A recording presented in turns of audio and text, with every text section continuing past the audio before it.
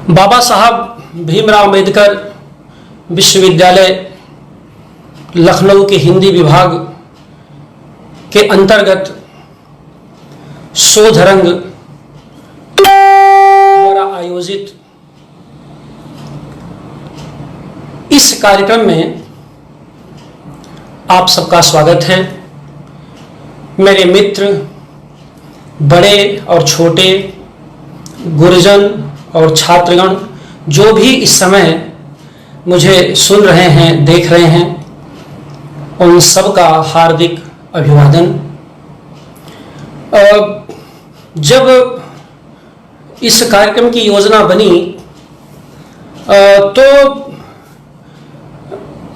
इसे मेरे कुछ छात्रों ने शोध रंग को लोक रंग से जोड़ने की कोशिश की और यह शब्द मेरा नहीं, युवा आलोचक जगन्नाथ दुबे के द्वारा दिया हुआ है। लोक रंग से क्यों उन्होंने इसे जोड़ने की कोशिश की ये तो वे ही बताएंगे, लेकिन सर्वेश सिंह जो हिंदी विभाग के विभागाध्यक्ष हैं, मैं उनके प्रति हार्दिक आभार व्यक्त करता हूं कि उन्होंने लॉकडाउन के इस दीर्घकालिक प्रक्रिया में यह आयोजन शुरू करने का संकल्प लिया और एक लंबे समय से वे पूरे इस आयोजन को साकार रूप दे रहे हैं। उन्होंने मुझसे जून में ही इस विषय पर बातचीत करने का अनुरोध किया था, लेकिन 30 जून तक मैं किसी भी कार्यक्रम में लाइव नहीं आना चाहता था क्योंकि मेरे पास कुछ अकादमिक कार्य थे जिनको पूरा करने के बाद ही मैं आना चाहता था। और मुझे खुशी है कि जो संकल्प मैंने पिछले 3 महीने में जिन पुस्तकों को लेकर के मैंने लिया था वे अब लगभग पूरी हो चुकी हैं। सर्वेश को मैं आधा बनारसी और आधा जेएनयू का मानता हूँ। संवेदना से वे बनारसी हैं और भाषा में वे निर्मलियन हैं। उनका गद्य मुझे बहुत आकर्षित करता है और जो उन्होंने इस बीच संस्मरण लिखे हैं वो बहुत ही महत्वपूर्ण हैं और मैं उनके संस्मरणात्मक गद्य का बहुत ही प्रशंसक हूँ।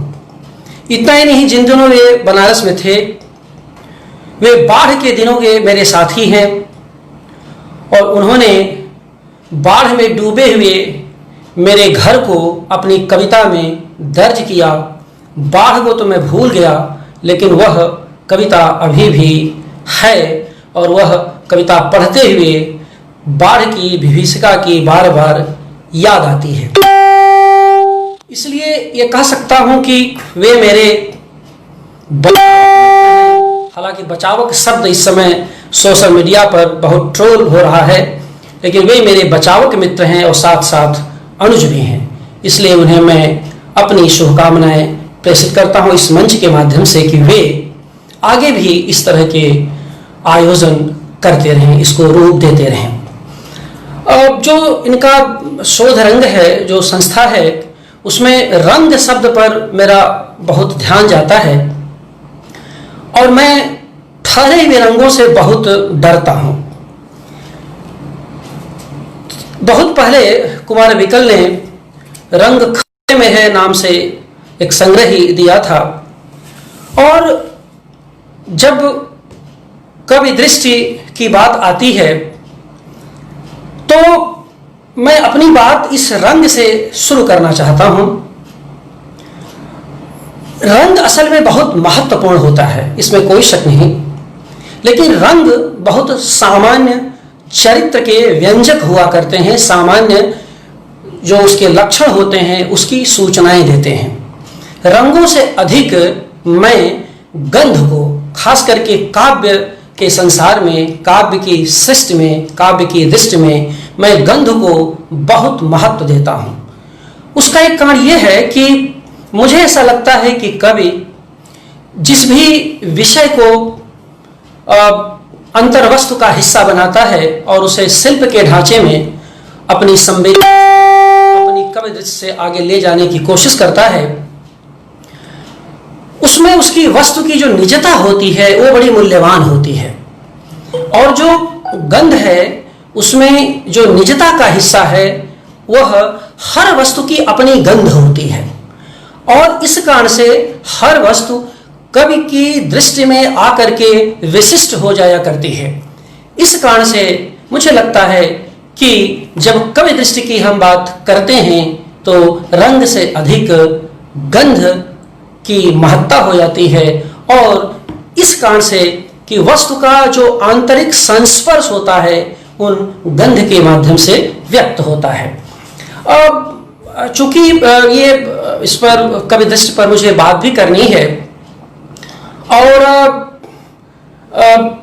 कुछ कविताएं भी पढ़नी है, मुझे नहीं लगता कि वक्तव्य के उपरांत समय कविता पाठ का मिलेगा, इसलिए सबसे पहले मैं एक कविता पढ़ देना चाहता हूँ जहाँ से कि मैं इस अपने कवि दृष्टि वाले जो मेरे आशय हैं, जो उसका संदर्भ है, उसको मैं खोलने की कोशिश करूँगा।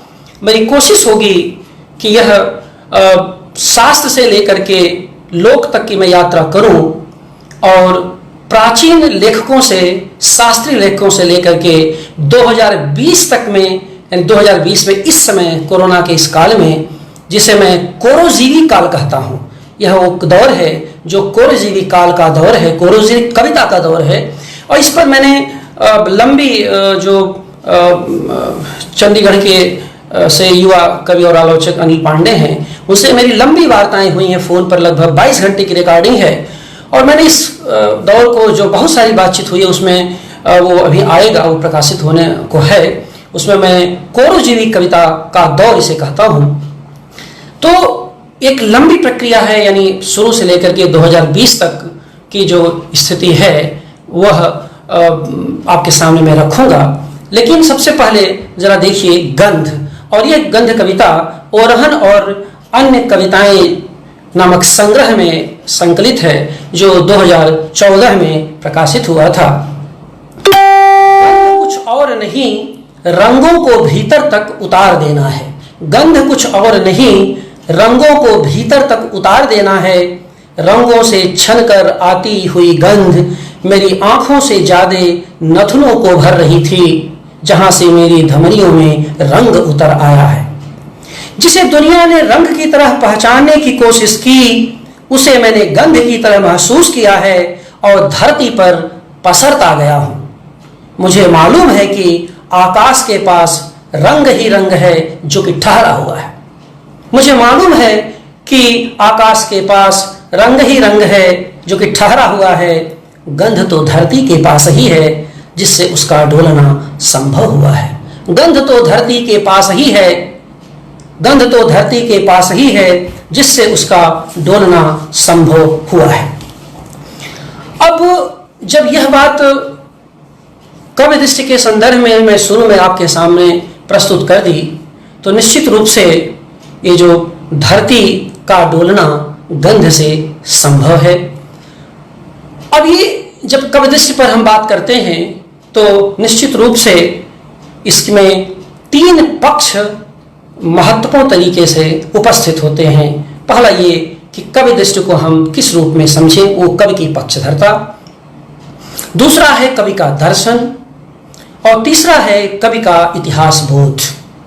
तो कवि की पक्षधरता, कवि का दर्शन, कवि का इतिहास बोध, ये 3 जो तत्व कवि दृष्टि के संदर्भ में सामने आते हैं, उसमें मुझे लगता है, क्योंकि इस पर अलग अलग बात करूंगा तो बहुत लंबा समय चला जाएगा, लेकिन जो कवि का इतिहास बोध है वह मेरे लिए बहुत मूल्यवान है।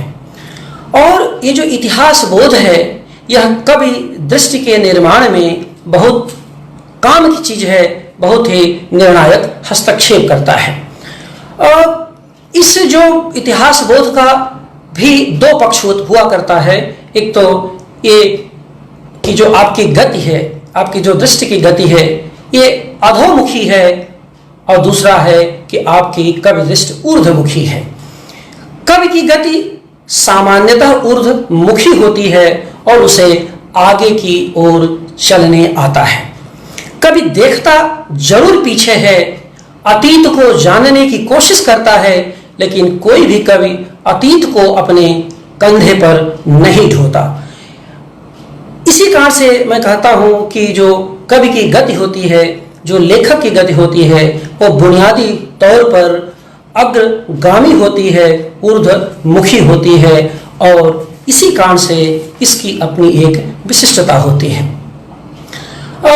जब हम ऊर्ध्वमुखी गति की बात करते हैं, ऊर्ध्वमुखी कवि दृष्टि की बात करते हैं, तो यह हमें याद रखना चाहिए कि कोई भी महत्वपूर्ण कवि अपनी विषय वस्तु को आगे की ओर ले जाता है और एक वैकल्पिक संसार की निर्मित करता है। यानी कविता में हमेशा उसकी कवि दृष्टि एक वैकल्पिक संसार की निर्मित करती है और ये जो वैकल्पिक संसार है, यह असल में उस वैकल्पिक चेतना की निर्मित है जिसकी कारण से कोई भी कवि वस्तु को उसकी आंतरिक लय में पकड़ने की कोशिश करता है।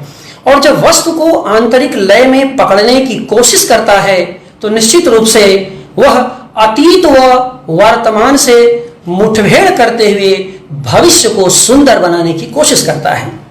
तो ये जो अतीत से यानी उसकी मुठभेड़ यानी वर्तमान को वो पहचानता है और अतीत से टकराता है।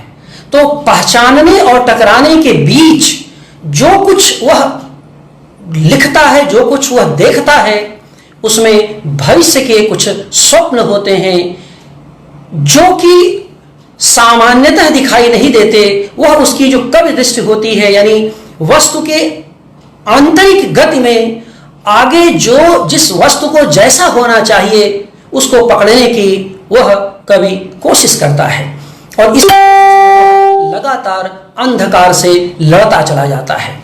आप देखेंगे कि कवि की जो खास विशेषता होती है वह एक तरह का अंधकार से संघर्ष करते जाना है। यह एक बात मैं कहना चाहता हूं कि जो सत्ताएं होती हैं वे हमेशा अंधकार का पोषण करती हैं, लेकिन कवि लगातार उससे लड़ता है। तो कवि का जो टकराव है, कवि दृष्टि का जो टकराव है, सत्ता से अधिक सत्ता की क्रूरता और उसके भीतर छुपा हुआ जो अंधकार है उससे टकराता जाता है और उसे प्रकाश कणों से, शब्द रूपी प्रकाश कणों से भरने की कोशिश करता है। मैं बराबर अभी वागर्थ के नए अंक में मेरा एक इंटरव्यू छपा है जो निशांत, युवा कवि निशांत ने लिया है। उसमें मैंने इस बात को दर्ज किया है कि कवि कविता की संसद का स्थायी प्रतिपक्ष होता है। उस साक्षात्कार मैं यहाँ रिपीट करना चाहता हूँ कि कवि को मैं कविता की संसद का स्थायी प्रतिपक्ष मानता हूँ और ऐसा खोकर ही वह प्रजापति की भूमिका में आ सकता है जिसे शास्त्र में से लेकर के लोक तक ने उसे स्वीकार किया है, जिसे कि आनंदवर्धन ने बहुत पहले कहा कि अपारे काव्य संसारे कविरेवः प्रजापति यथास्मय रोचते विश्वम तथेकम परिवर्तते। तो जैसा विश्व उसको दिखता है वैसा वो बदलने की कोशिश करता है।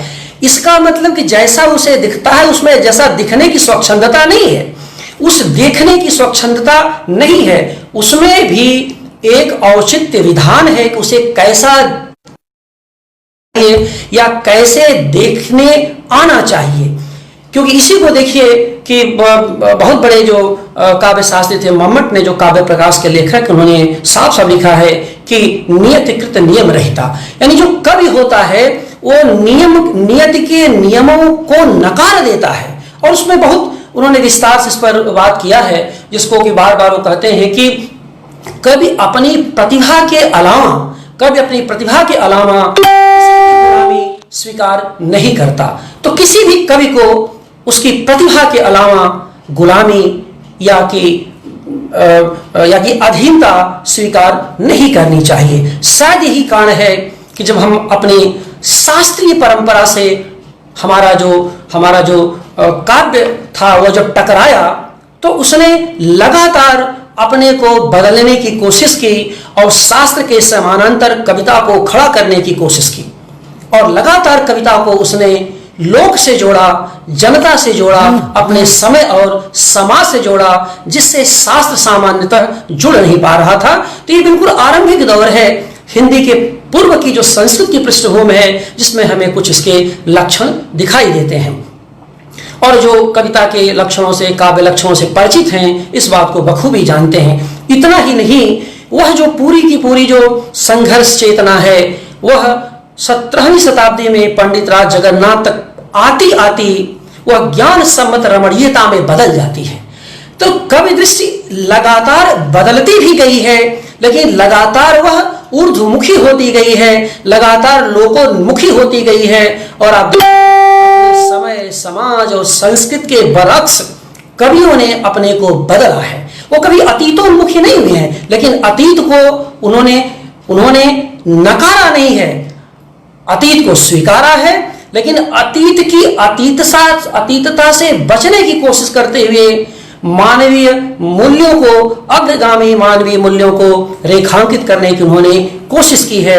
और इसी का परिणाम रहा कि आचार्य शुक्ल तक पहुंचते पहुंचते यह कवि दृष्टि लोक मंगल से जुड़ जाती है, और उसके आगे बढ़ते हुए मुक्तिबोध के यहाँ सतचित वेदना तक ये यात्रा करती है। तो ये जो हमारी पृष्ठभूमि है, इसमें आप देखें कि जब कविता को लेकर के कोई बहस नहीं थी समाज में, और लगातार शास्त्रीयता का आडंबर इतना भयानक था कि कविता के लिए कोई जगह नहीं बन रही थी, और शास्त्र की कसौटियां इतनी सख्त थीं कि हर कोई उस शास्त्र तक पहुंच नहीं पा रहा था। तो कविता को लेकर के कितनी बड़ी बात कहा था भामह ने, ना कवित्वम अधर्माय व्याधये दंडनाम वा कुकवित्वम पुनः साक्षात मृत्युर्माहुर्मनीषण। यानी आप देखिए कि क्या कह रहे हैं भामह 6वीं शताब्दी में ये कह रहे हैं कि ना कवित्वम अधर्माय, तो आप कविता नहीं लिखेंगे तो कोई पाप नहीं करेंगे, कोई अपराध नहीं करेंगे, और न ही आप दंड के भागी होंगे। लेकिन अगर खराब कविता लिखेंगे तो आप न केवल पाप के भागी होंगे, बल्कि आने वाली कई संस्कृतियां आपके इस पाप का प्रायश्चित करती रहेंगी। इस वाक्य को मैं अपने श्रोताओं के सम्मुख प्रस्तुत करते हुए जोर देना चाहता हूं कि खराब कविता किस तरह से न केवल कवि को चौपट करती है, कवि को बर्बाद करती है, बल्कि कई पीढ़ियों को भी वो बर्बाद करती है। और जब खराब कविता की बातें यहां पर कही जा रही हैं, तो याद रखिए रस छंद अलंकार की ही बात नहीं है, जिसको कि हम लोग बार बार छंदों में जाकर, अलंकारों में जाकर के बार बार बांधने की कोशिश करते हैं। वो बातें नहीं है, वो तो एक मीटर है। कविता उससे बहुत आगे की चीज हुआ करती है। और जब खराब कविता का मतलब ये कहते हैं कि अपने औचित्य विधान में, अपने संप्रेषण में, अपनी सामाजिकता में कहीं वह योजक होने की जगह वियोजक होने का काम तो नहीं कर रही है, कहीं जोड़ने की जगह वह अपनी अतीतोन्मुखी दृष्टि से समाज और संस्कृत को, साथ साथ आने वाली पीढ़ी को खराब तो नहीं कर रही है।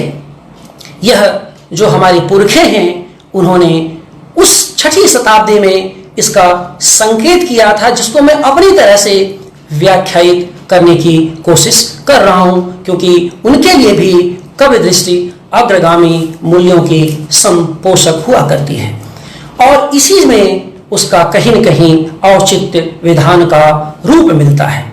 इस कारण से अगर हम पूरे औचित्य विधान के दायरे में कवि दृष्टि को समझने की कोशिश करें, तो अब मैं यहाँ पर कबीर और रविदास, दो जो हमारे महाकवि हैं, भक्ति काल के जो संत कवि हैं, उनका नाम लेना चाहता हूँ। और मेरे निश्चित कवि दृष्टि के निर्माण में इन कवियों का बहुत बड़ा हाथ है, बहुत बड़ी भूमिका है, जहाँ से मुझे काफ़ी अपने कवि की अंतर्दृष्टि मिलती है। जाहिर सी बात है कि दृष्टि के लिए अंतर्दृष्टि का होना बहुत जरूरी है, और दृष्टि के लिए जब आप अंतर्दृष्टि की तलाश में जाते हैं तो इसका सीधा मतलब ये होता है कि आप अपने पुरखों की दृष्टि को किस तरह से अपने लिए समझने की कोशिश करते हैं।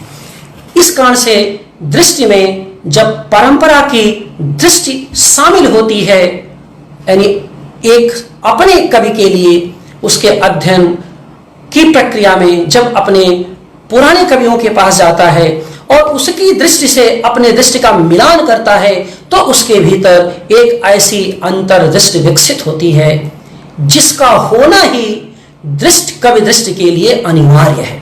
इसलिए दृष्टि तब तक चरितार्थ नहीं हो सकती जब तक कि उस अंतर्दृष्टि तक कवि की पहुंच नहीं है। इसलिए जिसे आप दृष्टि कहते हैं वह तो होती है कवि की ही, लेकिन जब उसमें पुरखे कवि की दृष्टि उद्भासित होने लगती है, वो उद्वेलित करने लगती है, तो ही अंतर्दृष्टि कहलाती है। और कविता की इसी अंतर्दृष्टि से कवि को आयु मिलती है और कविता को जीवन मिलता है, साथ ही प्रासंगिकता भी मिलती है। बहुत लोग इस बात को जानते होंगे, और लेकिन नई पीढ़ी जो 2000 के बाद आई वो नहीं जानती होगी कि 2000 की आलोचना में, यानी जब आलोचना जो पत्रिका है, तो वर्ष 2000 की आलोचना में कबीर के अगवा और भगवा को लेकर के बहुत विवाद चला था नामवर सिंह और रामस्वरूप चतुर्वेदी में। वह बहुत ही महत्वपूर्ण है और नई पीढ़ी, खास करके जो यंगस्टर्स हैं, जो बिल्कुल अभी लिखना शुरू किए हैं या कि 2010 के बाद आई हुई पीढ़ी, उसे जानना चाहिए कवि दृष्टि के संदर्भ में कि वह विवाद की जड़ क्या थी। वह ताते हिंदू रहिए, कबीर का जो एक पद है तो उसमें एक वाक्य आता है, ताते हिंदू रहिए। उसको लेकर के रामस्वरूप चतुर्वेदी जी ने एक लेख लिखा कि कबीर ये कहना चाहते हैं कि इस नाते हमें हिंदू रहना चाहिए। नामवर सिंह ने कबीर को अगवा नाम का लेख लिखते हुए रामस्वरूप चतुर्वेदी की तीखी आलोचना की थी और कहा था कि कबीर के साथ छेड़छाड़ हो रही है, कबीर को अगवा करने की कोशिश की जा रही है। और वो बहुत बड़ा विवाद था, आप देखेंगे क्यों? क्योंकि कबीर जिस सत्य और औचित्य के साथ खड़े थे, कवि की अंतर्दृष्टि जिस परंपरा से बनी हुई थी, उस परंपरा में इसके लिए कोई जगह नहीं थी कि कबीर कुछ लोगों को हिंदू बने रहने की सलाह दे रहे हैं या कि ऐसी कोई बात कर रहे हैं। क्योंकि जिस कवि ने हिंदू और मुसलमान दोनों को ललकारा हो और दोनों के अंतर विरोधों को रेखांकित करने की कोशिश की हो, उसके बारे में इस तरह की व्याख्या संभव नहीं थी। और यह केवल संभव होने की बात नहीं थी, किसी ने उस समय में भी इसे स्वीकार नहीं किया। वो पद बड़ा महत्वपूर्ण है, काजी तय कवन बखानी, पढ़त पढ़त केते दिन बीते, गत एको नहीं जानी। ये बहुत महत्वपूर्ण पद है। इसी का एक हिस्सा है, एक पंक्ति है, अर्ध शरीरी नारी न छूटे, ताते हिंदू रहिए। अब मामला असल में इस ताते पर अटक गया था।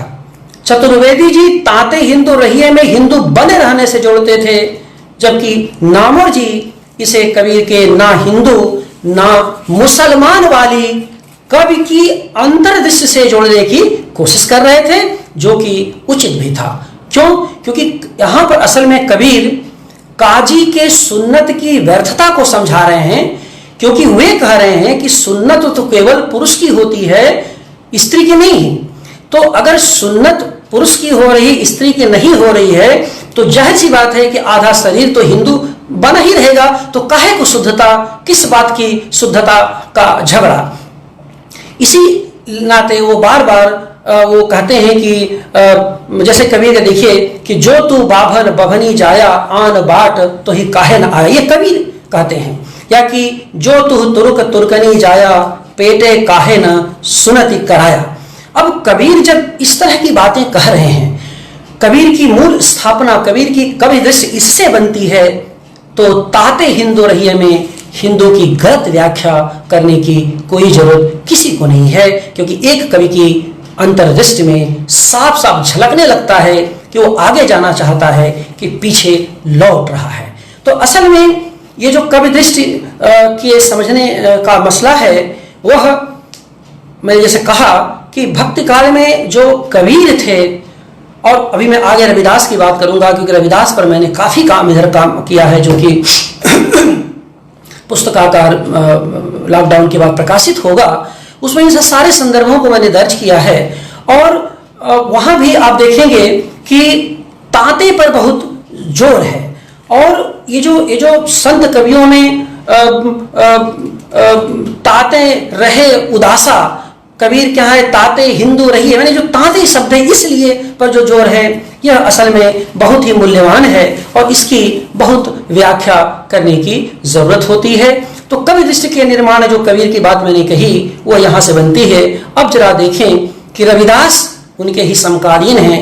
वो ताते रही उदासा ताते मुंह लगवाई, उन ये जो पंक्तियां हैं उनके कई पदों में आती हैं। अध्ययन करते हुए उनके जो गुरु ग्रंथ साहब में उनके 40 पद संकलित हैं, और सुखदेव सिंह की रैदास वाणी में जो लगभग 180-82 पद संकलित हैं, और विनांत कैलिवाट ने जो पद उनके संकलित किए, इन सबको देखते हुए मैं इस निष्कर्ष पर पहुंचा कि इस चीज को लेकर के बार बार यानी संत कवियों में बार बार इस बात को लेकर के आग्रह है कि भाई सफाई देते हैं, बताने की कोशिश करते हैं कि भाई एक कवि हो तो कवि की दृष्टि का ही बोध कराते हैं, और कवि के दायित्व का भी बोध कराते हैं, और कवि के उत्तरदायित्व का भी बोध कराते हुए चलते हैं। जैसे रविदास को देखें, अब मेरी बूढ़ी रे माई ताते चढ़े लोक बढ़ाई, एक जगह ये ताते आता है। दूसरा है मैंने अब मेरी बूढ़ी रे माई ताते चले चढ़े लोक बढ़ाई, एक पद में आता है आपन अनत और नहीं मानत ताते मुँह लगवाई। अब आपन अनत और नहीं मानत, अद्भुत व्याख्या, अद्भुत पद है ये कि आपन अनत माने अपने को बहुत महान मानते हैं, और नहीं मानत और दूसरे कुछ नहीं मानते। तो आप देखिए कि जो आपन अनत यानी अपने को बहुत मूल्यवान, बहुत महान, और उसके लिए सारा खटकर्म किए चले जा रहे हैं, और दूसरे को छोटा और हीन बनाने की लगातार कोशिश किए जा रहे हैं। यह जो बीज वाक्य है, यह जो बीज चेतना है, यह मध्यकालीन कवियों के कवि की दृष्टि से हमारे तक सीधे आई है। 2020 तक जो कविताएं लिख रहे हैं वहां तक सीधे पहुंचती है। क्यों? क्योंकि कवि दृष्टि में न केवल कालुषित निज का लोभ अपेक्षित है, बल्कि दूसरे भावना की स्वीकार्यता भी होनी चाहिए। यानी कवि दृष्टि में कालुषित निज के लोभ का होना उतना ही अपेक्षित है जितना कि दूसरे की उदात्त भावना की स्वीकार्य चेतना। अगर यह नहीं है तो कोई भी कवि जितना भी लिखे वह कवि तो नहीं हो सकता, बाकी दुनिया का कुछ भी हो सकता है, दुनिया की कोई भी सुख उसे हासिल हो सकता है। तो इस कारण से जब तक इन रविदास कबीर के इन पदों से जो दृष्टि मिलती है कि जब तक कवि अपने से बाहर के परिवेश को मुक्त हृदय से नहीं देखता या समझने की कोशिश नहीं करता, उसकी दृष्टि उसकी संकीर्णता की हमेशा ही पिछलग्गू बनी रहती है। और दृष्टि को, कवि की दृष्टि को संकीर्णता का पिछलग्गू नहीं रहना चाहिए। अगर संकीर्णता की पिछलग्गू हो गई तो अंततः उसका मुख पीछे की ओर जाएगा, और पीछे की ओर जाने वाला कवि या उसकी कविता कभी भी सामाजिक चेतना या वैकल्पिक सामाजिक बोध के निर्माण में कोई भी योगदान दे नहीं सकती। इस कारण से कवि का एक बड़ा दायित्व है कि वह खुद अपनी संकीर्णता ही नहीं, अपनी मत्सरी वृत्ति से भी खुद को मुक्त करे। और यही है, आप देखें जो हमारे शास्त्रों में भी लिखा कि द्वा सुपर्णा सैजा सखाया समानि भिक्षानि परिसस्व जाते उभय च अन्यो पिप्पलम स्वादयन्ति अनश्च अन्या अभिचाकसीते। ये भी कवि दृष्टि के लिए बहुत मूल्यवान है कि कवि को यह पता होना चाहिए कि वो कितना खा रहा है, कितना उसे खाना चाहिए। मैं बार बार अपने छात्रों को कक्षाओं में पढ़ाते इस बात को अक्सर उद्धृत करता हूं कि आपको ये बोध होना चाहिए, अगर आप लेखक हैं, बुद्धिजीवी हैं, सामाजिक प्राणी हैं, कि कितना आप खा रहे हैं, कितना आप पचा रहे हैं, आपकी सामर्थ्य क्या है। क्यों? क्योंकि एक पक्ष आपको हमेशा देखते रहना चाहिए। इसी नाते जो कवि होता है, कवि शब्द असल में अब तो कवि आलोचक की बड़ी परंपरा शुरू हुई, हमारे शास्त्रीय जो उपादान थे उसमें कवि को ही सर्वज्ञ माना गया है। और इतना ही नहीं, उपनिषदों से लेकर के शास्त्रीय परंपराओं तक में उसे सर्वज्ञ माना गया है। उसके भीतर, कवि के भीतर ही आलोचक, इतना ही नहीं, उसमें दार्शनिक, इतिहास बोध का जानकार, ज्ञानी, गुणी, सब कुछ, वो एक बड़ा दायित्व था। लेकिन वो एक दौर था जिसमें कि कवि साधना करता था, कोई शॉर्टकट नहीं अपनाता था, लिखता था, पढ़ता था, लेकिन जब अध्ययन कर लेता था, पूरी परंपरा को आहरित कर लेता था, तब जाकर के उसकी जो अपनी जो विचार सरणियां थी, जब परंपरा की विचार सरणियों से कहीं मेल खाती थी और अपने लिए एक प्रतिपक्ष चुनता था, वो अपने लिए एक पक्ष चुनता था, परंपरा से जो वैकल्पिक सामाजिक चेतना की निर्माण में सहयोगी होती थी, तब वो कविता के में आता था। और इसी कारण से कविता को, उसकी कविता को जीवन मिलता था। इसी नाते उसमें आख्यान भी होते थे, कथाएं भी होती हैं, इतिहास भी होता है और समकालीन युग बोध तो होता ही है। क्योंकि बार बार हम लोग कहते हैं कि अगर किसी भी कवि में समकालीन युग बोध नहीं है, अपने समय और समाज से वह टकरा नहीं रहा है, उसको समझने की कोशिश नहीं कर रहा है, तो निश्चित रूप से वह बहुत समय तक जीवित नहीं। आप अलंकार से कविता बना लीजिए, और ये सब के सब हमारे ज्ञान कोश हैं, इनका निषेध हम नहीं कर सकते।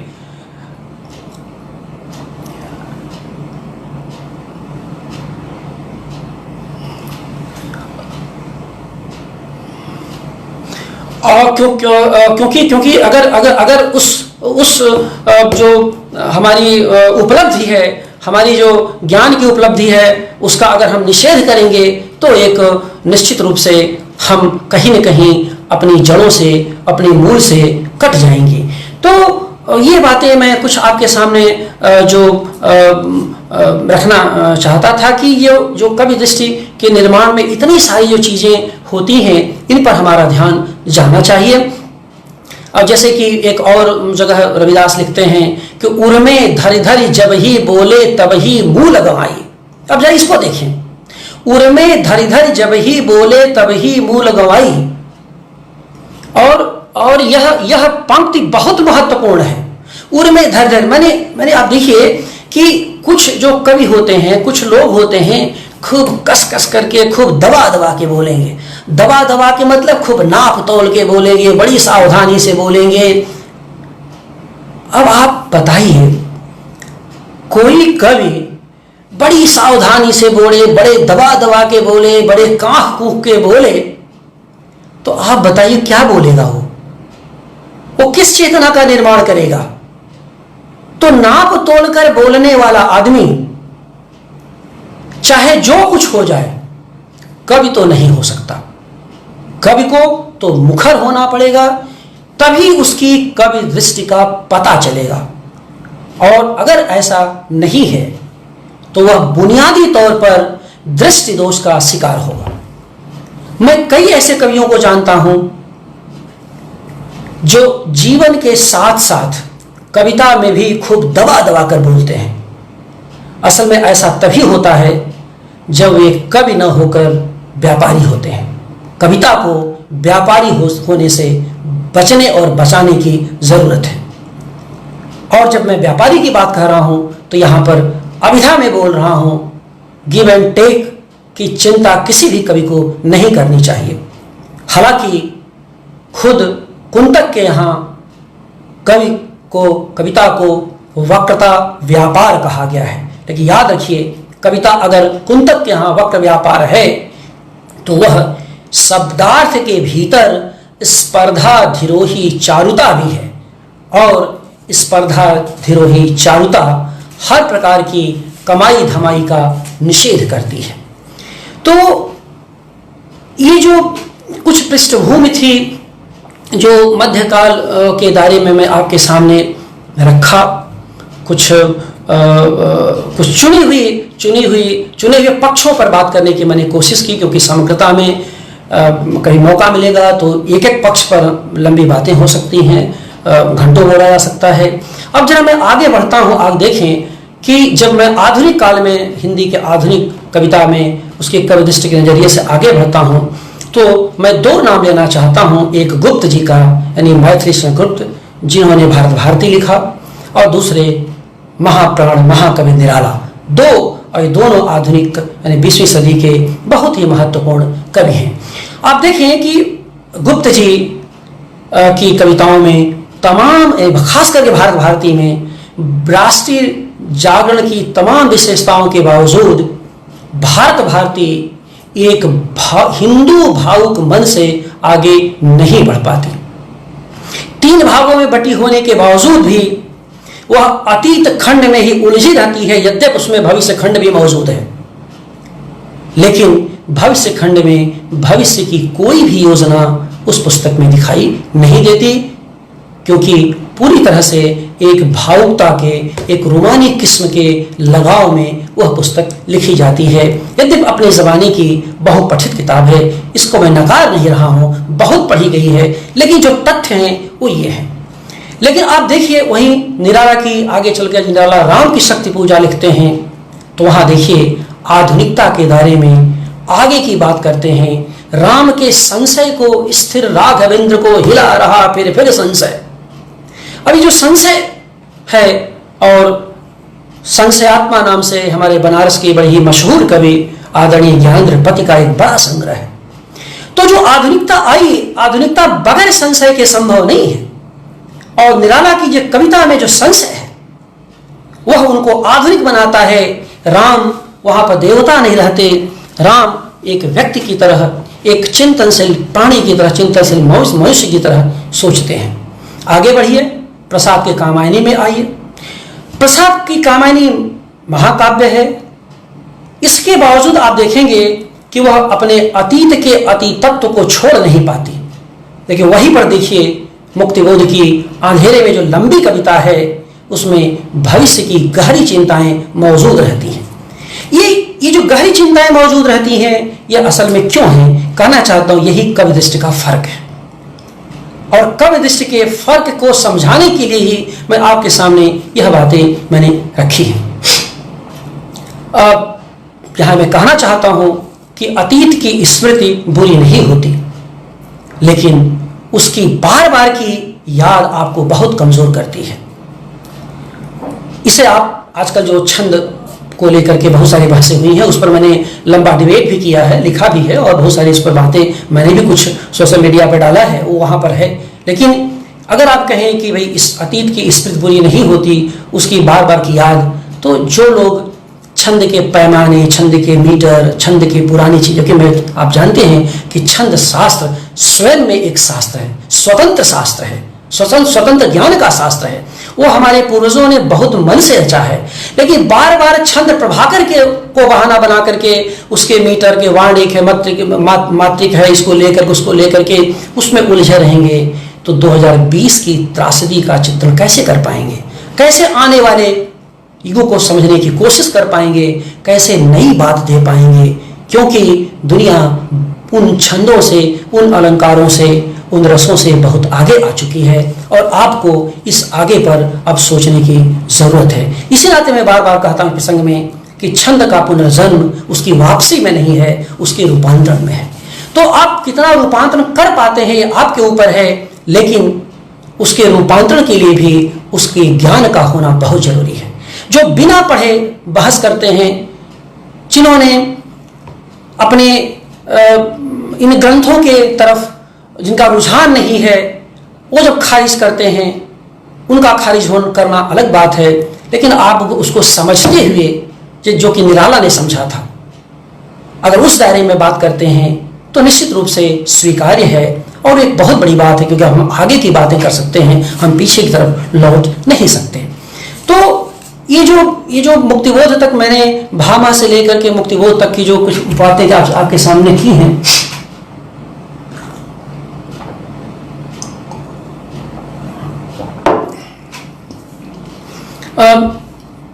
तो अभी तक आपने देखा कि मैं अपने जो कुछ पुरखे कवियों के बहाने, जो हमारे पूर्वज कवि हैं, लेकिन आप कहेंगे कि भाई सोशल मीडिया पर हम लोग लाइव हैं, हमारे बहुत सारे मित्र, छात्र, शिष्य, शुभचिंतक, बहुत सारे परिवार के लोग सुन रहे हैं, तो बात ये नहीं बनेगी साहब आप पुरानी बातों को कह करके और आप पुरखे कवियों का उद्धरण दे करके आप काम चला दें, नहीं। मैंने आपसे पहले ही कहा कि भामह से लेकर के 2020 तक के कवियों की भी मैं चर्चा करूंगा। कुछ जाहिर सी बात, वो सिलेक्टेड फ्यू होंगे जो इधर मैंने कविताएं पढ़ी, और अब सारी कविताएं 2020 की हैं, 2020 की लिखी कविताएं हैं, जिनका मैं अब आपके सामने जिक्र करूंगा। इसमें जैसे कि आप देखें कि इसमें अपने अग्रज कवियों में 2 अग्रज कवियों का मैं यहाँ पर जिक्र करना चाहूँगा। एक तो खैर वरिष्ठ हैं और 90 के दशक के सबसे महत्वपूर्ण कवि हैं मदन कश्यप। दूसरे हैं उम्र में वरिष्ठ हैं, कविता संग्रहों का बाद वो है सुभाष राय। सुभाष राय ने मुझे इन दिनों सोशल मीडिया पर जो उनकी कविता, उनका संग्रह भी आया, संग्रह मैंने पढ़ा है, उस पर कुछ मैंने बातचीत भी की है। लेकिन सुभाष राय इधर जो कविताएं लिखा, उन्होंने पहले से मुझे बहुत अपील और आकर्षित करते हैं, तो आप देखेंगे। लेकिन इसके पहले मैं मदन कश्यप जो वरिष्ठ हैं और जिसको के बारे में मैं बार बार कहता हूँ, उस पर मैंने कहीं बोला भी है कि आज़ाद भारत में, यानी आज़ादी के बाद जो कविता के आंदोलन हुए, कविता का जो 2 दशक चले, अगर दशकों को लेकर के हम बात करें तो जो 90 का दशक है वो सबसे मूल्यवान दशक है। और जितने सक्रिय कवि आज 90 के दशक में मौजूद हैं, उतने सक्रिय कवि किसी दशक में नहीं है। और जब मैं ये कह रहा हूँ तो पूरी विश्वसनीयता से मैं कह रहा हूँ, क्योंकि उसी दशक में 2 पीढ़ियां एक साथ सक्रिय हैं और कम से कम दर्जन भर कवि 90 के दशक के आज भी बहुत सक्रिय हैं। मैं बार बार ये बात कहता हूँ कि कविता लिखना ही महत्वपूर्ण नहीं होता। बहुत सारे लोग शुरुआती दौर में बहुत अच्छी अच्छी कविताएं लिखते हैं, कुछ के बहुत संग्रह भी आए, लेकिन काल प्रवाह में वह अपने को बनाए नहीं रख सके। इसलिए कवि होने के लिए, कविता में बने रहने के लिए संवेदना की विविधता के साथ साथ निरंतरता और प्रवाहमयता का होना भी जरूरी है। अगर बार बार कोई कवि महानता के दायरे में महानता का इंतजार कर रहा है कि महान पंक्तियां आएंगी तब मैं कविता दूंगा, तो ये एक मुहालता है, क्योंकि महानता केवल एक भ्रम है। आप लिखते रहेंगे, लिखते लिखते कुछ महान पंक्तियां आ जाएंगी, कुछ बेहतरीन पंक्तियां आ जाएंगी। इसका मतलब ये नहीं कि रोज लिख लिख के कूड़ा कचरा लिखते रहिए, लेकिन निरंतरता और संवेदनात्मक जो विविधता है, एक बहुलतावादी दृष्टिकोण के साथ अगर कोई कवि सक्रिय है लगातार, तो निश्चित रूप से वह कहीं न कहीं समाज को अपनी कविता के माध्यम से योगदान देता है, और वो बहुत मूल्यवान योगदान देता है। विरोध, समर्थन, बहसें, बनाम, ये सब हर युग में होते रहे हैं, आज भी हो रहे हैं और आगे भी होंगे। इसे आप नकार नहीं सकते, क्योंकि जो बौद्धिक दुनिया है वो एक ईमानदार दुनिया है। ईमानदार दुनिया इस कारण से है कि जैसा भीतर उसके रहता वैसा बाहर बोल देती है, वो छुपाती नहीं। उसका गुस्सा, उसका प्रेम, उसकी नफरत, उसका समर्पण, सब कुछ उसका दिखता है। इसी नाते वह खुली दुनिया है। तो खुली दुनिया में बहसें होंगी, संवाद की गुंजाइशें होंगी, मनमुटाव भी होगा, और चेतन के परस्पर संघर्ष में तमाम तरह की कुटिलताएं भी व्यक्त होंगी, जटिलताएं भी व्यक्त होंगी। लेकिन कुल मिलाकर के हमारा आपका जो लिखा हुआ है, जो रचनात्मक धरोहर, रचनात्मकता है, वही हमारे मूल्यांकन का, युग के मूल्यांकन का आधार बनेगी। खैर, तो मैं मदन कश्यप की कविता की बार बार की बात कर रहा था। मैं नहीं जानता कि मदन कश्यप ने कुछ इस कोरोना पीरियड में कुछ लिखा कि नहीं लिखा, कि उनका कुछ मुझे अभी तक तो पढ़ने को नहीं मिला। लेकिन बिल्कुल जिन दिनों में रविदास पर काम कर रहा था, मैंने मार्च में मैंने बिल्कुल आरंभिक मैंने मार्च शुरू कर दिया था, और मार्च के आखिर में, अप्रैल के फर्स्ट वीक में ही मुझे सोशल मीडिया पर, फेसबुक पर उनकी 3 पंक्तियों की कविता मुझे मिली थी।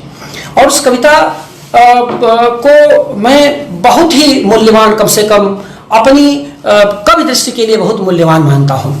और वो भी इस कारण से कि जब मैं रविदास पर काम कर रहा था, तो उस पर जो बातें आएंगी उस पर कभी फिर अलग से स्वतंत्र में बात करूंगा, यहाँ उसका अवसर नहीं है। लेकिन एक बात मैंने देखा कि बहुत सारी जो परंपराएं रहीं, बनारस में रविदास थे, बनारस में बहुत उपेक्षित रहे रविदास, लंबे समय तक रविदास को यहाँ कोई महत्व नहीं दिया। पंजाब के लोग आए, उनको महत्व दिया, तब जाकर रविदास को 1950 के बाद, बल्कि 65 के बाद रविदास के यहाँ पर शील गोवर्धन में उनका मंदिर बनाया गया, लोग आए। और फिर और मैं भाग्यशाली हूँ कि मैं जिस समय आप सबसे संवाद कर रहा हूँ, मेरे ठीक पड़ोस में रविदास का वह प्रसिद्ध मंदिर है, जहाँ से उनका पद, उनका भक्ति का मय पद गूंज रहा है, नाम तेरो आरती भजन मुरारे। खैर, तो एक वहाँ पर क्या मैं इस बात को समझने की कोशिश किया कि आखिरकार ये जो संत कवि हैं ये निर्गुण क्यों हो गए, क्यों इनको ईश्वर पर विश्वास नहीं रहा? क्या केवल इस कारण से कि नाथों सिद्धों से परंपरा आई, या रविदास के भीतर के लिए बात आई कि साहब कबीर साहब थे तो निर्गुण थे, या कबीर के सामने जो सिद्धों की परंपरा थी उसके भीतर से कुछ हो रहा था? क्या उस समय की महामारी से इसका कोई रिश्ता बनता है क्या? उस समय की सामाजिक त्रासदी से कोई रिश्ता बनता है क्या? क्यों? क्योंकि मैं खुद इस बात को महसूस करने लगा था कि जब लॉकडाउन हुआ और एक कोरोना के पीरियड में हम सब घरों में कैद हो गए, हमारे स्पर्श तक एक तरह के वर्जित हो गए, घर में एक दूसरे को का स्पर्श भी वर्जित हो गया, इतना भय लगता था, बाहर निकलते थे तो बहुत डर लगता था कहीं ऐसा ना हो कि कोरोना पकड़ ले। और कई बार ऐसा होता था कि हम लोग बाहर जाते लगता कोरोना हमारे लिए से बना है, इतना डर लगा हुआ था आरंभिक समय में। डर तो आज भी है, सावधानी तो आज भी है। तो उसमें ये लगता था कि भाई अगर ईश्वर है और जिसको इतनी उपासना, इतनी पूजा, इतनी सारी चीजें हो रही हैं, तो फिर क्या एक छोटे से एक सामान्य बोध की बात मैं आपके सामने रख रहा हूं। मुझे लगता था कि भाई जब ईश्वर इतना बड़ा है, इतनी सारी महिमा मंडन है, हम लोग करते हैं, सब कुछ है, अवतारी पुरुष है, सब कुछ है, तो आखिरकार ये क्यों नहीं इस कोरोना जैसी महामारी को, इतना वैश्विक महामारी का आधार क्या है? ये हो सकता है ये मेरे किशोर मन की अभिव्यक्ति हो, ये हो सकता है, लेकिन ये है। और मैं आज भी सोचता हूं कि आखिरकार जब मनुष्य की मुक्ति की बात आई, सब तो मुक्ति होती रही, लेकिन जब मनुष्य की मुक्ति की बात आई, मनुष्य को मुक्त करने की बात आई, तमाम संत्रास से, विसंगतियों से, तमाम रोगों से, तो सारे के सारे देवता क्वारंटीन हो गए। हम मनुष्यों से ज्यादा क्वारंटीन हो गए और उनको ज्यादा सैनिटाइजर का इस्तेमाल होने लगा। हम लोग सैनिटाइजर बाद में मिला, वो सब के सब ढक दिए गए। आखिर ये कैसे हुआ? एक कवि के नाते, एक लेखक के नाते मैं सोच रहा था कि ऐसा तो नहीं कि जो निस्वरता इन्हीं दबावों के बीच विकसित होती है। और निश्चित रूप से कई जगह इस दौर में मेरी आस्थाओं को भी चोट पहुंची है। तो मैंने महसूस किया कि आखिरकार जब 20वीं सदी 21वीं सदी में मैं हूं और ऐसा मैं सोच रहा हूं, तो 15वीं शताब्दी में जो महामारियां आई, क्या इन कवियों ने इस बात को नहीं सोचा होगा? क्या नहीं देखा होगा? तो कहीं ऐसा तो नहीं कि इन महामारियों से संत कवियों का कोई रिश्ता बनता है? उस पर मैंने काम किया, कुछ निष्कर्ष निकाले हैं जिसको मैं यहां पर इसके आगे नहीं बता सकता, उन बातों को नहीं रख सकता, लेकिन ये मैंने महसूस किया कि बहुत सारी परंपरा के भीतर से उनके समय की जो त्रासदी थी उससे भी कहीं न कहीं वह निरीश्वर होते गए होंगे। और ये उसके अपने तर्क हैं, उसके कुछ लॉजिक है, जिसको कि बाद में कभी वो हम उस पर बात करेंगे। तो जो मैं जब मेरा ये भावबोध बन रहा था और जब मैं ऐसा सोच रहा था, तब मुझे मदन जी की एक कविता नजर आई। मैं इसलिए कह रहा हूं कि और 500 जो गैप था 500 वर्ष का, जो मैं खुद कविताएं लिखता हूं, लेकिन कविता में इस बात को रख नहीं पा रहा था, या कि जितनी कविताएं लिखी उसमें ये बातें आ नहीं पा रही थी। तब मुझे मदन जी की एक कविता मिली, एक तुम्हारा स्पर्श ही तो था, जिसमें ईश्वरत्व की अनुभूति होती थी, कोरोना ने मुझे लेकिन निरीश्वर बना दिया। ये कोई किसी बंधन की महान कविता नहीं है, लेकिन जो मैसेज है वो बहुत महान है, कम से कम इस अर्थ में कि जाने अनजाने इस कवि ने, मदन कश्यप नामक कवि ने, इन्होंने उस स्वर को हमारे तक पहुंचाने की कोशिश की। क्योंकि यह निश्चित रूप से, जैसे मैंने कहा कि अगर कबीर और रैदास की पीड़ा थी, वहां से लेकर के मेरी पीड़ा निश्चित रूप से मदन कश्यप के कवि की पीड़ा थी, और न जाने कितने कवियों की ये पीड़ा रही होगी। अभी जो निरीश्वरता की अनुभूति जो आज के समय में हुई है, ये जो है 500 शब्दों की जो कवि दृष्टि है, उस गैप को पाट देती है। मैंने गैप इस अर्थ में उसकी निरंतरता को बनाए रहती है, और कहीं फांक नहीं आने देती। यानी कविता की एक जो धारा है, कवि की एक जो दृष्टि है, वो जाने अनजाने उसकी अग्रगामी जो दृष्टि है, जो मूल्यबोध का और चेतना का निर्माण करती है, वह लगातार बनी हुई है। और ये हमारे समय में कोई कम बड़ी उपलब्धि नहीं है जिस समय में हम लोग जी रहे हैं। जैसे मैंने कहा कि सुभाष राय जी उम्र में मुझसे वरिष्ठ हैं, लेकिन बहुत शानदार कविताएं उन्होंने लिखी हैं। और इतना दृष्टि संपन्न कवि और इतना शालीन कवि बहुत कम होते हैं जिनमें कि कोई छतफाड़ अंगद कूद नहीं होती। तमाम नए कवियों में छतफाड़ अंगद कूद दिखाई देती है, कभी कभी कई वरिष्ठों में भी दिखाई देती है, बड़ी अधीरता, बड़ी अंगद कूद, लेकिन इतनी शालीनता से अपनी कविताएं लिखते हैं। और उस कविताओं के भीतर से जो कवि दृष्टि झांकती है, इनकी जो वैकल्पिक सामाजिक चेतना की निर्मित करती हुई दिखाई देती है, वो निश्चित रूप से इस लॉकडाउन में मेरे लिए बहुत बड़ी उपलब्धि रही। और मैं कह सकता हूं कि लॉकडाउन ने सुभाष राय नामक कवि को मेरे लिए अनलॉक किया है। उनकी कविता है सड़क पर। जो सड़क पर होंगे वे एक न एक दिन समझ ही जाएंगे कि सड़क एक संभावना है।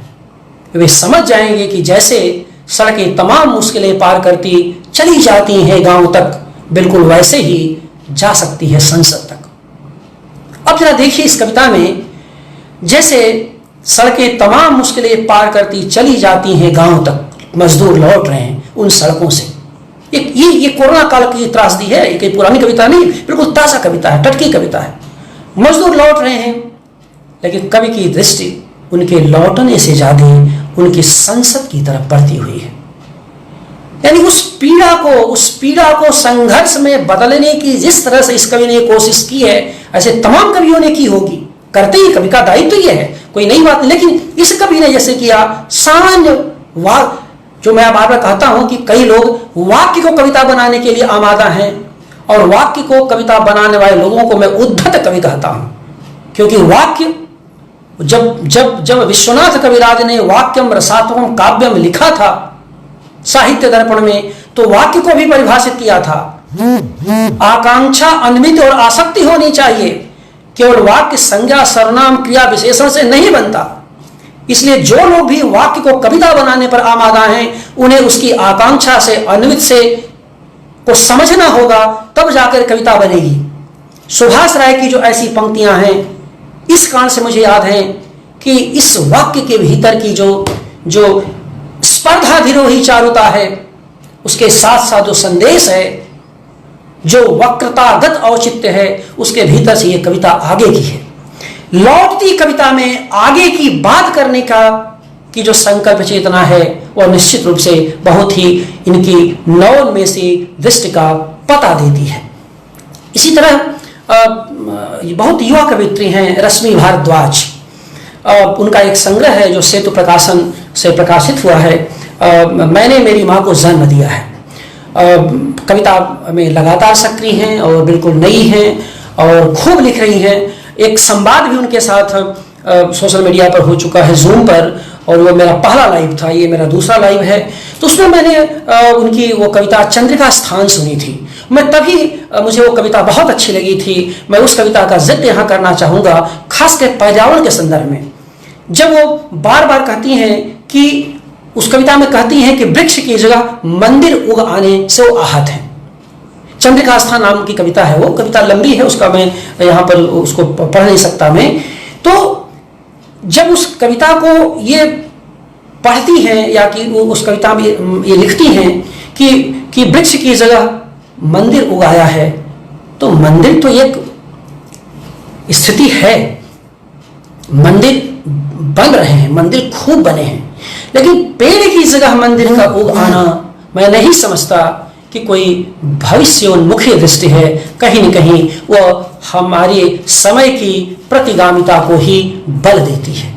कवि की दृष्टि उस प्रतिगामिता के खिलाफ जाती है।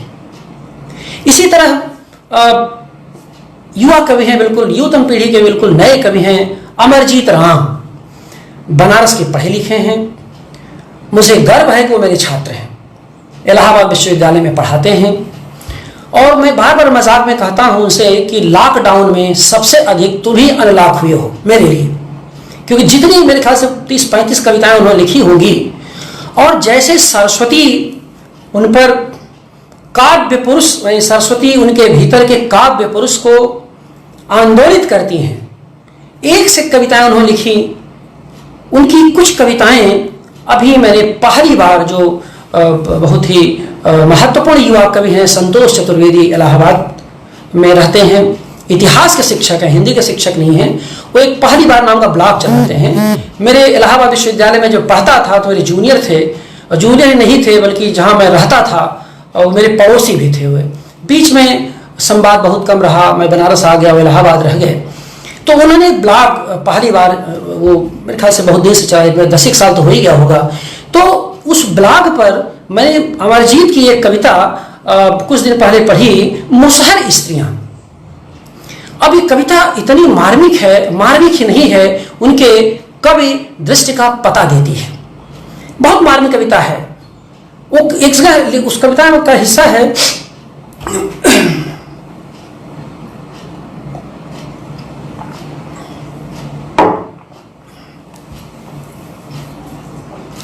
सर्प बिच्छू से बचकर जमीन की तपिश से हटाती हैं मुस्किल, निकालती हैं गेहूं की सुनहली बालियां एक वक्त की रोटी के लिए। ये मुसहर स्त्रियां हैं। मुसहर स्त्रियों की त्रासदी को, उनकी पीड़ा को हम सब जानते हैं। और पूर्वांचल में मुसहर के कई परिवार हैं जो इस लॉकडाउन में भूखे थे, और सरकार ने कई की मदद की, कई की मदद सामाजिक कार्यकर्ताओं ने की। इन मुसहर स्त्रियों को मैंने खुद भी अपने बचपन में देखा है। इस कविता को पढ़ते हुए मेरा बचपन याद आता है, वो त्रासदी याद आती है। और इसमें देखिए, सर्प बिच्छू से बचकर, ये मैंने एक तो अभिधा में है, लेकिन सर्प बिच्छू माने सामंत, जो सामंत की जो वर्चस्व है, जो भय, जो उनका आक्रोश है, उस सर्प बिच्छू से बचने की जो बात हो, सर्प बिच्छू से बचकर जमीन की तपिश से हटाती है मुस्किल। अभी जो मुस्किल है, अगर इसके मुस्काने से के विरोध में इसको लीजिए तो मुस्किल शब्द की व्यंजना बड़ी मारक है। हटाती है मुस्किल माने मूस जिसमें रहते हैं, मूस जो चूहे होते हैं उसमें अन्न लेके चले जाते हैं, और उन अन्न को ये मुसहर स्त्रियां बीनती हैं। निकालती हैं गेहूं की सुनहली बालियां। जीवन देखिए, केवल बालियां नहीं, एक कवि चाहता था केवल बालियां लिख सकता था, सुनहली बालियां एक वक्त की रोटी के लिए। लॉकडाउन में जब लाखों मजदूरों का पलायन गांव की तरफ हो रहा था, तो रोटी को लेकर के जो पीड़ा थी उसको हम सबने देखा है। और लोई से रोटी बनने की जो प्रक्रिया थी उसको भी हमने देखा है, उसकी पीड़ा को भी हमने देखा है। इस कवि ने सोचिए कि किस तरह से उस मुसहर स्त्रियों के माध्यम से इस लोई से रोटी बनने की प्रक्रिया, सुनहली बालियों से रोटी बनने की प्रक्रिया को दर्ज किया है। ये कवि की दृष्टि होती है, और ये कोई पुराना कवि नहीं, बिल्कुल युवा ताजा 2020 के अभी जून और मई का कवि लिख रहा है। तो इस कारण से इन चीजों का जिक्र मैंने आपके सामने किया। इसी तरह से एक इनसे थोड़े से सीनियर हैं चंडीगढ़ के अनिल पांडे, बहुत ही ऊर्जावान कवि हैं, वे काफ़ी उत्साही युवा हैं। और मैं अक्सर उनसे कहता हूं कि आप गद्य पद्य में समाध्यस्थ हैं। जितना शानदार गद्य लिखते हैं उतने शानदार पद्य भी लिखते हैं। उनके 2 संग्रह भी हैं, अब लोग नहीं रोएंगे इधर कई दिनों से। खैर, इनकी एक कविता है अनिल पांडे की, जो लवली विश्वविद्यालय जालंधर में पढ़ाते हैं, वे हिंदी के शिक्षक हैं वे, और उनकी कविता एक खेल है। उस खेल कविता को मैंने अभी कुछ दिन पहले पढ़ा। उस खेल कविता में आप देखेंगे कि जो दृष्टि संपन्नता है, जो कवि की दृष्टि है, वो बड़ी मारक दृष्टि है। अब बिल्कुल एकदम वैसे मैंने कहा कि मैं यहाँ जो भी बातें कर रहा हूँ बहुत खुल करके, कि मैं ऊर्ध्वमुखता यानी कवि में आगे की, जिस कवि में सोच दिखती है भाषा के भीतर, मैं उसे बहुत पसंद करता हूँ।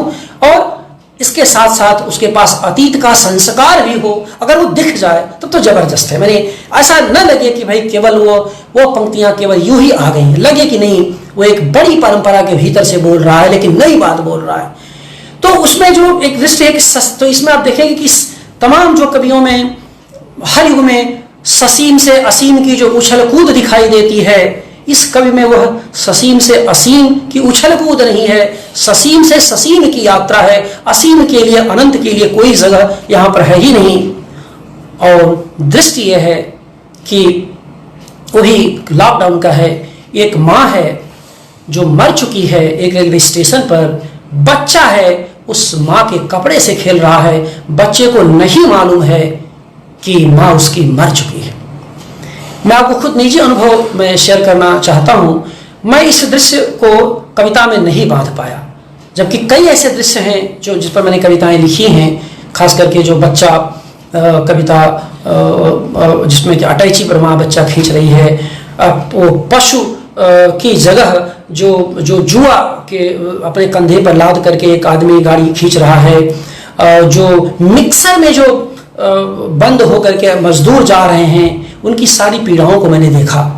ये पीड़ा भी मुझे बहुत पीड़ित की थी और बार बार उस दृश्य को देख करके मेरी आंखें भीग जाती थीं, लेकिन मैं आज तक उस पर एक पंक्ति भी लिख नहीं पाया कि कैसे बच्चे और सौ के बीच में वो कनेक्शन कैसे बनाऊं, उस दृश्य को कैसे बांधूं। कम से कम आज तक तो संभव नहीं। जब ये कविता मुझे मिली, और कईयों ने भी लिखी होगी, मैं नहीं उनको मैंने पढ़ा नहीं, लेकिन जब कविता मिली तो निश्चित रूप से मुझे लगा कि इस कविता की चर्चा होनी चाहिए।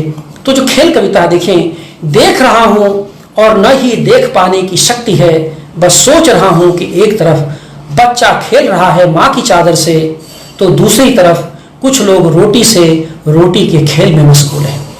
यहाँ भी देखिए वही जो रोटी की जो पीड़ा है, रोटी का जो खेल है।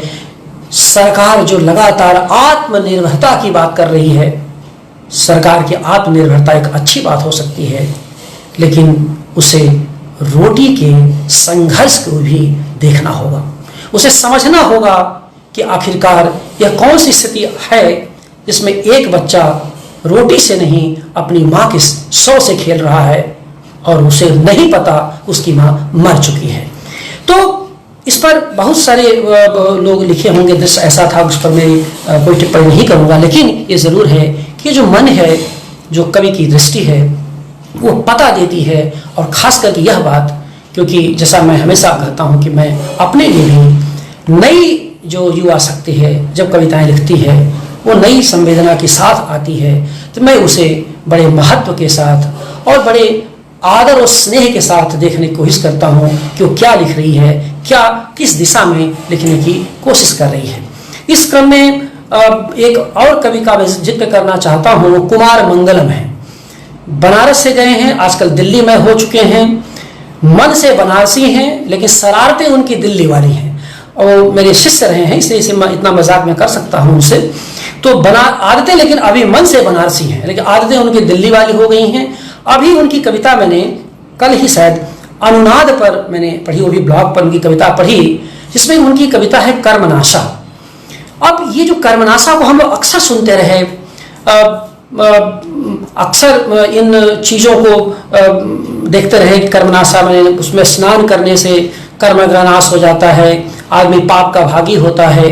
लेकिन आप देखेंगे कि ये जो नदी की लांछना के विरुद्ध जो कविता है, वह कवि की आधुनिक दृष्टि का पता देती है। और खासकर बिल्कुल युवतन पीढ़ी का एक कवि है जो मनुष्यों के विरुद्ध इसे देवताओं का षड्यंत्र मानता है, और मनुष्यों के विरुद्ध देवताओं का जो यह जो षड्यंत्र है, यह जो षड्यंत्र है, यह बहुत ही रोचक है। और इसी षड्यंत्र के दायरे में लंबी परंपरा, इस षड्यंत्र की एक लंबी परंपरा है। अब सवाल यह है कि कवि अपनी दृष्टि में षड्यंत्र के साथ होगा या षड्यंत्र के खिलाफ होगा। तो निश्चित रूप से इस कवि की जो अपीलिंग, इसका जो अपीलिंग पोटेंशियल है, जो इसकी शक्ति है, इसकी जो काव्य शक्ति है, मुझे यह देख करके या ऐसे किसी कवि को देख के अच्छा लगता है कि वह उस षड्यंत्र के खिलाफ है जिसको आधार बना करके लंबे समय तक षड्यंत्र किया गया। और इसी कारण से जब कवि को कहा गया कि अपारे काव्य संसारे कविरेवः प्रजापति यथास्मय रोचते विश्वम तथेकम परिवर्तते, तो निश्चित रूप से अपने विश्व को बदलने की जो कामना उसकी है, वो बदलने की बात जो मैंने आरंभ में कही थी कि वह इसी फूले हुए षड्यंत्र नामक गुब्बारे में पिन चुभाने का कार्य करता है। कवि की बुनियादी जो भूमिका होती है कवि दृष्टि की, वह इस तरह के षड्यंत्र के, इस तरह के पाखंड के, इस तरह के जो अनियंत्रित स्थितियों के फूले हुए गुब्बारे हैं उसमें पिन चुभाने की काम करती है कविता। और यह कविता की सबसे बड़ी ताकत है। इसलिए कविता हमेशा, कविता से हर सत्ता डरती है। आप इस पर मत जाइए कविता के पाठक हैं कि नहीं ये कविता कम पढ़ी जाती है। अगर एक भी कविता सत्ता से सत्ता की आंख में आंख डाल करके उसे सत्य को निर्देशित करती है, तो वह कहीं न कहीं सामाजिक संस्कृति में अनिवार्यतः दर्ज हो रही है। और इस बात को हमेशा कोशिश करनी चाहिए। जैसे वो कहते हैं कि आज मैं, संकल्प देखिए, आज मैं इस नदी को साप मुक्त करता हूं। लंबी कविता, उसको पढ़ने का समय नहीं है। आज मैं इस नदी को साप मुक्त करता हूं। तो आप देखें कि अंत में मैं बस 5 मिनट और आपका समय लूंगा मैं, क्योंकि समय काफ़ी हो चुका है और मुझे लगता है कि कविता पाठ का समय नहीं रहेगा। बातचीत हो गई है, कविता पाठ फिर कभी करेंगे, क्योंकि लगभग 1.25 घंटा हो चुका है। 5 मिनट ज़्यादा नहीं बोलेंगे। और मुझे सर्वेश जी अगर सुन रहे होंगे तो क्षमा करेंगे, क्योंकि कविता पढ़ूंगा तो लंबा समय चला जाएगा। इसलिए मैं आखिर में कुछ पूरक टिप्पणियां करके अपनी बात समाप्त करूंगा, सिर्फ 5 मिनट और। तो ये जो मैं कह रहा था कि इतनी सारी जो बातें कवि दृष्टि की हुई, उसमें एक कवि, बिल्कुल नए कवि, मैं इनको नहीं जानता, लेकिन इनकी कविताएं इधर मैंने सोशल मीडिया पढ़ी हैं। गौरव भारती हैं। उनकी एक कविता मैंने अभी कुछ दिनों पढ़ी, बीच सफर में, गौरव भारती की कविता है। अब इसमें कवि खुद को अतीत से मुक्त करते हुए आगे की यात्रा की बात करता है। और मुझे बिल्कुल, मेरे ख्याल से एकदम नए ही होंगे ये, क्योंकि इसके पहले में इनका कुछ पढ़ा नहीं था मैं। तो अतीत से मुक्त करते हुए आगे बढ़ने की यात्रा की जो बात करते हैं, और खास करके इस आगे बढ़ने में एक संशय भी है, यानी कभी बार बार टटोलने की कोशिश करता है। ऐसा नहीं कि अचानक देखिए, अगर कोई कभी कहे कि हम इसको आकाश से तारे तोड़ना ये कर ही देंगे, वो इतना जल्दी होना नहीं है। कवि में संशय भी बना रहना चाहिए, और तभी संघर्ष को प्रामाणिकता प्राप्त होती है। उसमें थोड़ा सा संशय बरकरार रहे। ये कविता उस संशय, मैंने खुद को टटोलने की बात करते हैं और खुद को पा करके खुशी जाहिर करते हैं।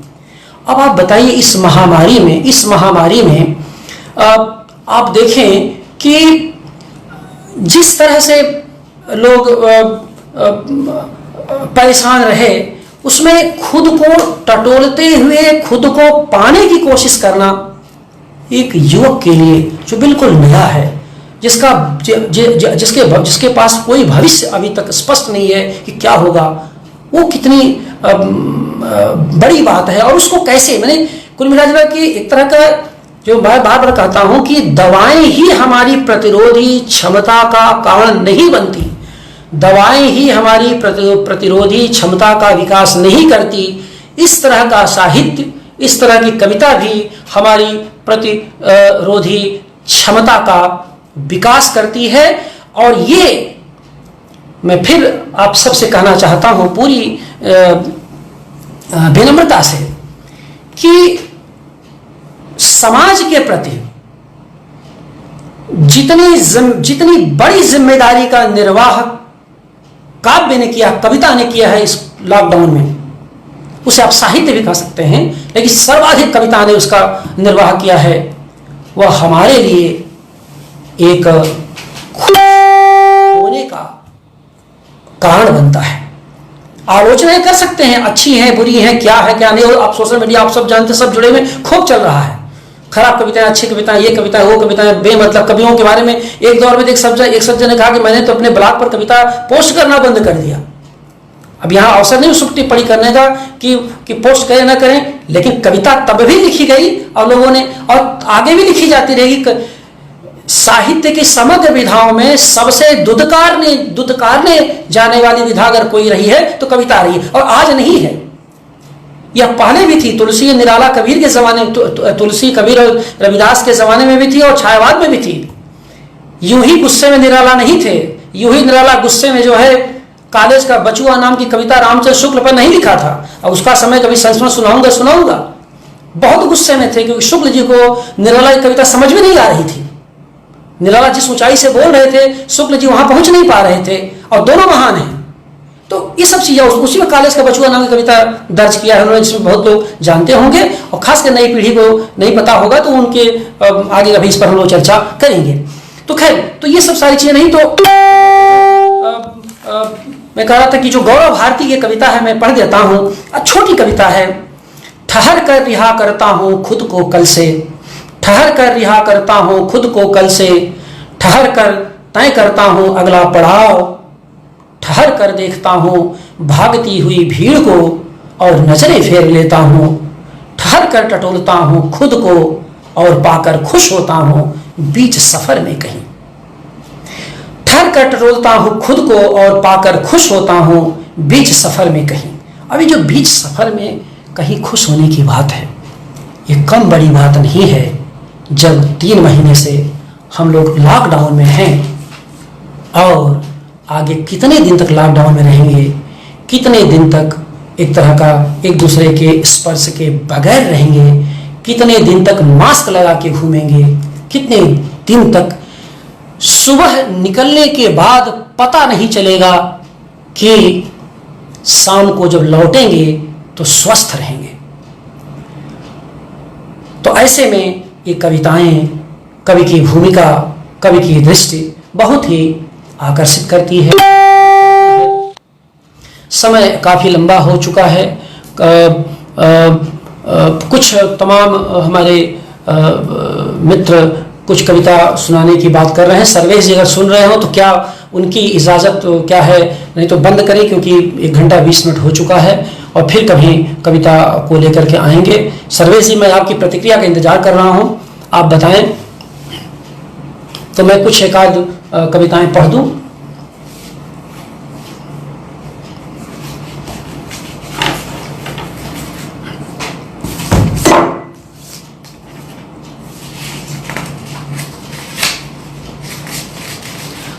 चलिए, मैं बिल्कुल एक नई एक कविता पढ़ता हूं और थोड़े अलग ढंग की है। कोरोना में किचन।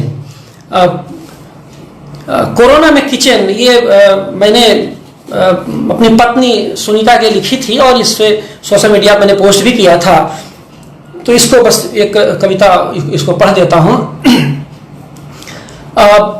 और एक बात और मैं आपसे बताऊं कि जब कोरोना आया और सब सारी चीज़ें, तो मैं अपने जीवन का अनुभव बता रहा हूँ कि मैं विचित्र तरीके से अपने परिसर से, मैंने जहाँ मैं रहता हूँ उसके पशु पक्षियों से, उसकी वनस्पतियों से, उसके पेड़ पौधों से और उतनी ही शिद्दत से अपने घर परिवार से जुड़ गया।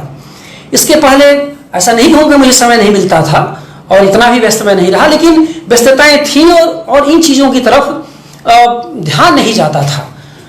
जब इसी कारण से इधर जो कविताएं मैंने लिखी हैं उसमें आप देखेंगे तमाम पशु पक्षियों के, वृक्षों के, बबूल से लेकर फुलसूंघी तक की कविताएं हैं, लेकिन वो सब लंबा मामला है और उस पर फिर कभी स्वतंत्र कहीं और किसी स्वतंत्र मंच पर कविताएं मैं पढ़ूंगा, क्योंकि मुझे ये बात मालूम थी कि जब मैं वक्तव्य देना शुरू करूंगा तो कविता के लिए समय नहीं रहेगा, क्योंकि वैसे भी कक्षाएं बंद चल रही हैं और तो बहुत कुछ है कहने के लिए, बहुत कुछ इधर पढ़ा लिखा गया है, तो वो सब सारी चीज़ें हैं इसी नाते। और एक बात और है कि कभी कभी प्लेटफॉर्म पर बातचीत करने का और वक्तव्य देने में मुझे बहुत मज़ा भी आता है। स्वभाव से उत्सवधर भी रहा हूँ, सेमिनार संगोष्ठियों में खूब आता जाता रहा हूँ। इधर 4 महीने से बंद हो, कहीं आना जाना बंद है।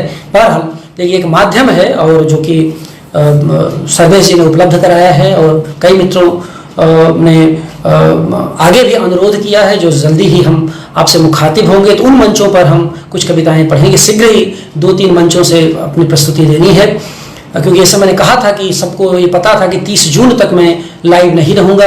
तो 30 जून जैसे ही लगा उन सब ने बात की और मैंने कहा कि नहीं बिल्कुल, और पूरे जुलाई और अगस्त तक मैं अपने लिए समय निकाला हूँ, फिर आगे देखा जाएगा। खैर, तो कोरोना में किचन। एक ऐसे समय में जहां बाहर कोयल कूक रही है और भीतर तुम्हारा यह कुकर। एक ऐसे समय में जहां बाहर कोयल कूक रही है और भीतर तुम्हारा यह कुकर, मैं मदद करना चाहता हूं और तुम हो कि खिसिया रही हो। मैं मदद करना चाहता हूं और तुम हो कि खिसिया रही हो।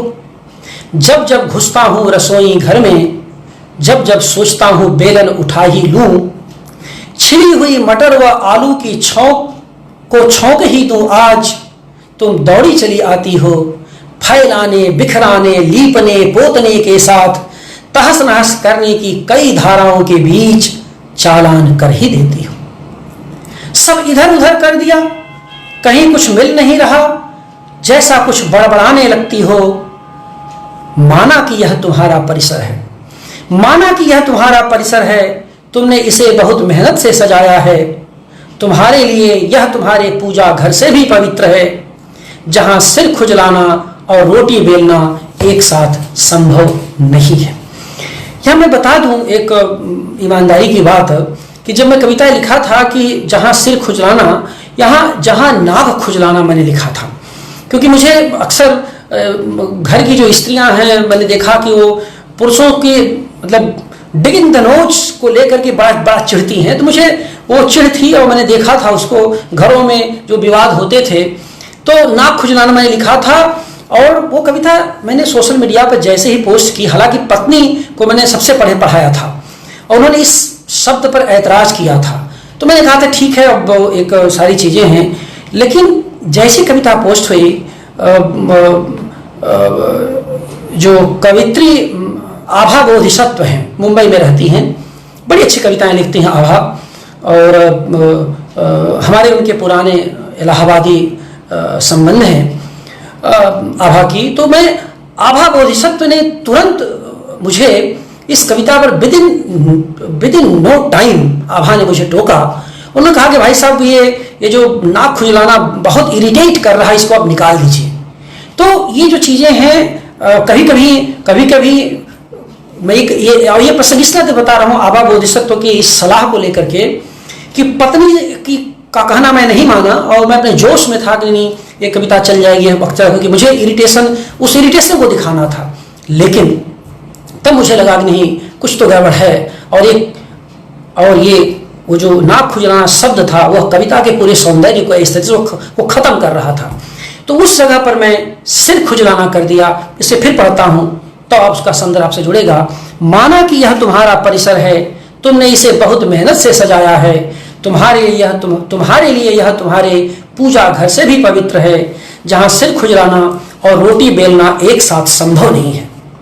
इसके साथ इसे भी मानने में कोई हर्ज नहीं है कि अपने प्रेम में तुम इतनी उदार तो हो ही कि आटा गूंथते समय एक फोटो की इजाजत तो दे ही सकती हो, जिसे मैं चावल धोने और सब्जी चलाने की तस्वीर के साथ तुम्हारे प्रति प्रेम के दस्तावेज के रूप में किसी दीवार पर टांग ही सकता हूं कि प्रेम भी तो एक टंगी हुई तस्वीर ही है, जिसे छूकर यह बताया जा ही सकता है कि मैंने भी इस कठिन समय में कुछ न कुछ तुम्हारा ख्याल रखा ही था।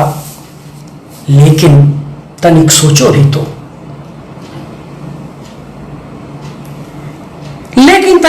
भी तो, कि विषाक्त जीवाणुओं से भरे इस संसार में, जहां फिलहाल कोई भी चीज अपनी जगह पर नहीं रह गई है, कुछ कहने को आतुर हुए होठ आंखों के एक रूखे इनकार में खुल रहे हो, कोरोना में किचन का व्यवस्थित रहना कितना उचित है।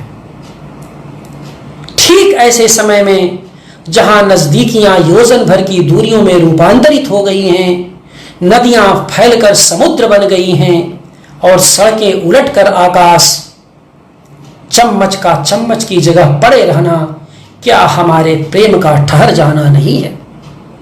ठीक ऐसे समय में जहां नजदीकियां योजन भर की दूरियों में रूपांतरित हो गई हैं, नदियां फैलकर समुद्र बन गई हैं और सड़कें उलटकर आकाश का चम्मच की जगह पड़े रहना क्या हमारे प्रेम का ठहर जाना नहीं है? जीवन कई बार रखाव में नहीं बिखराव में होता है। जीवन कई बार रखाव में नहीं बिखराव में होता है। स्वाद पकी दाल में ही नहीं जले भात में भी होता है। स्वाद पकी दाल में ही नहीं जले भात में भी होता है। स्त्रियां पत्नियां इस क्वारंटाइन युग में भी पुरुषों से इस बात को लेकर बहुत डरती रही कि भात जला देंगे, दाल जला देंगे, किचन गंदा कर देंगे। तमाम कई मेरे मित्र मंडल में भी इस तरह की शिकायतें इस कविता के बाद मुझे मिली, तो मुझे लगा कि मैंने उस संवेदना को, उस स्थिति को स्वर देने की भरसक कोशिश की है जो हर घर का किस्सा था, लेकिन उसे अभिव्यक्ति करने का विकल्प नहीं मिल पा रहा था। तो मुझे लगता है कि इस कविता के साथ मुझे आज का यह कार्यक्रम अब संपन्न करना चाहिए।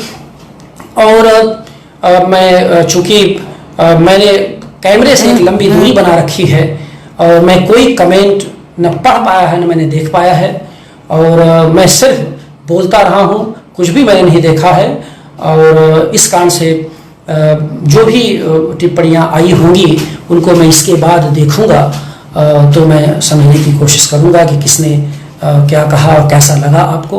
लेकिन फिर भी इस आभासिक मंच का अपना महत्व है और मैं अपने सभी सुधीजन, दर्शक और जो लोग भी मुझसे जुड़े रहे, क्योंकि 1.5 घंटे तक जुड़ना बहुत ही पीड़ादायक मैं समझ सकता हूँ, लेकिन करूँ क्या, कुछ बातचीत लंबी हो गई है। तो मैं इस लंबे समय के लिए जो भी पीड़ा आपको पहुंचाया उसके लिए आपसे क्षमा प्रार्थी हूं, और उम्मीद है कि यह पूरा कार्यक्रम आपको अच्छा लगा होगा। एक बार पुनः शोधरंग मंच के प्रति मैं आभार व्यक्त करता हूं और इसके संयोजक आचार्य सर्वेश सिंह के प्रति अपना सस्नेह सप्रेम अभिवादन व्यक्त करता हूं। बहुत बहुत धन्यवाद।